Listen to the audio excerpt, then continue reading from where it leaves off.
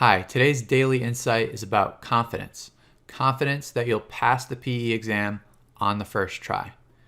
So, how do you really ever know that you're going to be successful at something that you've never done before? By definition, if you've never done it, then it's going to be the first time. So, until you actually receive those scores and see that you've passed, nothing's 100%. But still, we need a way to move forward with enough confidence that we're not going to be distracted from the task at hand of studying because we're worried and anxious about, what if I don't have enough time, or what if I don't get far enough? What if I barely miss the cut, right? A lot of things that are out of our control are swirling around our heads and taking us away from being able to concentrate.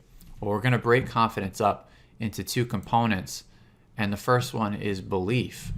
And we're talking about the belief that you can get this done. The belief that you have what it takes. Not that you already know everything you need to know.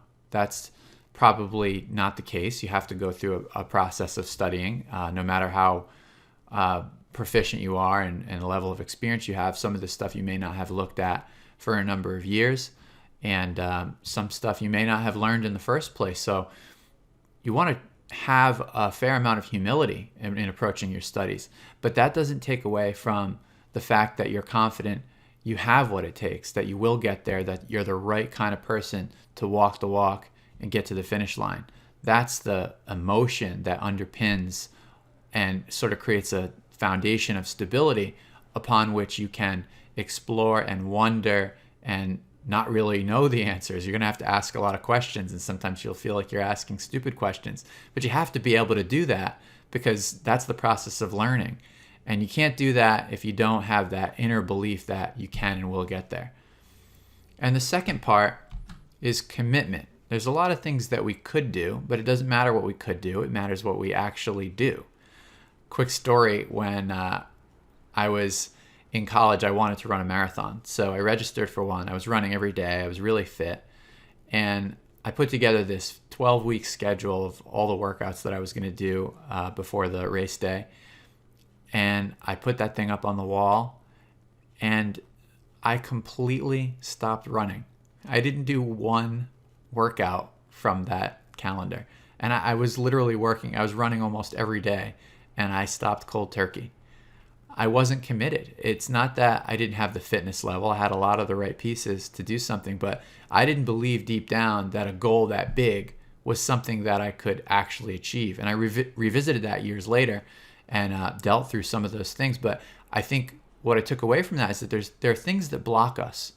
And sometimes it's not always the critical thinking and the technical skills and the willingness to put in the time. We may have all of those pieces, but if we don't have the inner belief that we can do it and that we will do it, then in a way we almost can't trust ourselves.